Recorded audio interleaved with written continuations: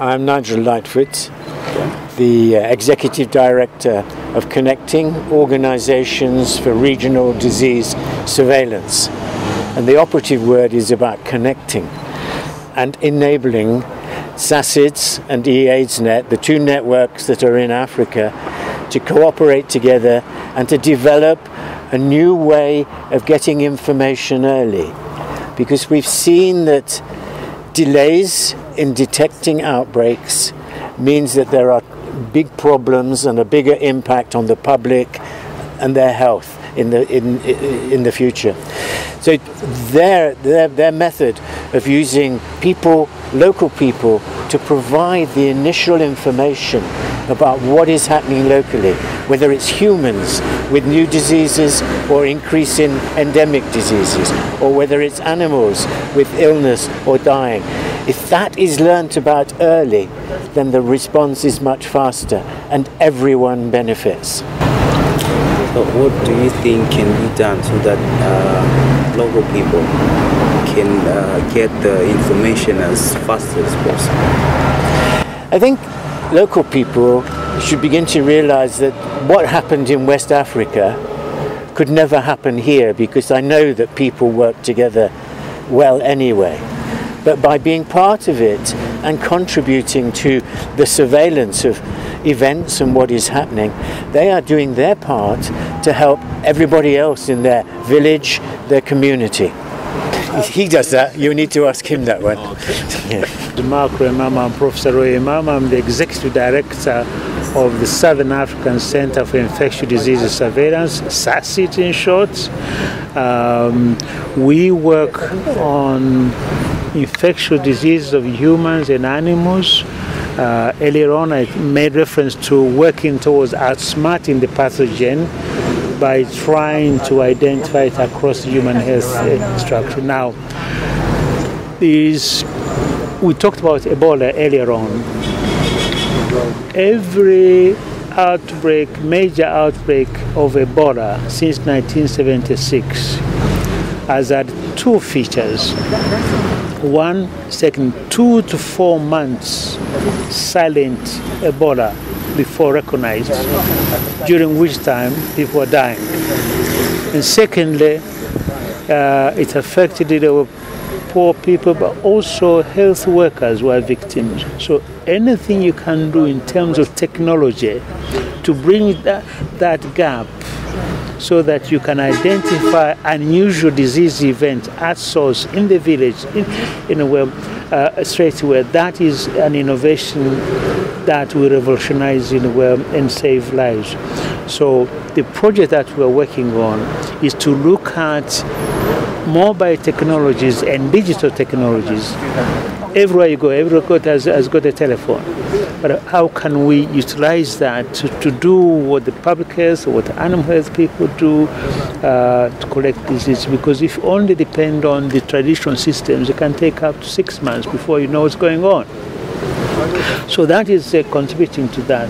Parallel to getting to know what are unusual events, we also work on the other side where you look at what then is causing it. In usual events, you get to know disease and syndromes, and then what causes it, then you look at the pathogen, the virus, the microbe, look at the genes, and so on. So that is what SACIDS is doing with our partners. And I said earlier on, what we do, we try and exploit science and innovation. Innovation is the operative word. We dismiss this notion of high-powered science is for the North and low-powered science is for us. No, we need high-powered science sometimes more than you need it in the North. If you are, for example, in London, a cough is a cough. You don't want a cough. You don't want anybody to have a cough. Here, fever. You don't want anybody to have fever. So, but here, it's only fever. It's only fever. Shauri ya Mungu. So this is why you need high-quality science. You asked me a question about the village divide. You need that high-quality science to be available at the village level, because to get to hospital takes such a long time.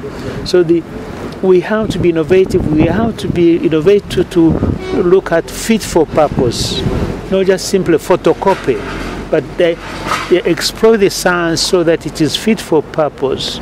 You can actually apply high quality science at the village level as you can at the hospital level. Kwa hiyo ubunifu ni muhimu katika utafiti wetu. Hatuwezi kusema wakubwa huko ndio wanatazama magonjwa nini watatuambia. Lazima sisi wenyewe tujue. Kwa hiyo vijana wetu ambao tunawafundisha wanasema tunafundisha wasi watu photocopy, lazima wavumbue, lazima watumie science and technology, high quality science technology, sio tu ya copy. Kwa sababu kama kuna bora kijijini lazima tujue wakati huo kama ni kusema zote za bora tangu 76 mpaka sasa, miezi 2 mpaka 4 kabla kwa mfano kwetu, bahati nzuri haijafika kwetu, kabla makao makuu nchi zote walipenda, kabla makuu hajajua. Hata West Africa ilikuwa hivyo.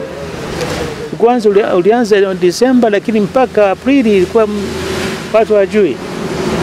Watu wanafariki, nasema malaria, wamemloga, hiyo lazima tulete science ambayo tuonyesha kuna tendo tofauti, kuna ugonjwa tofauti, tujue kwa space.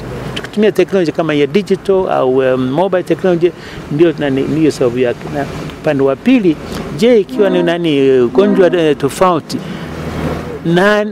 nini chanzo chake, mdudu gani, sio malaria kila wakati kupata homa, sio malaria. Wakati mwingine kuna mavirus ambayo tujue. Lazima tuwe na wataalamu wetu, vijana wetu ambao wanaweza kutuambia. Sasa hao ndio utaalamu tunaleta hapa. Na vijana tayari wapo. Ndio wavumbuzi sasa hivi. Sawa. Ndio ubunifu. Sawa. Sasa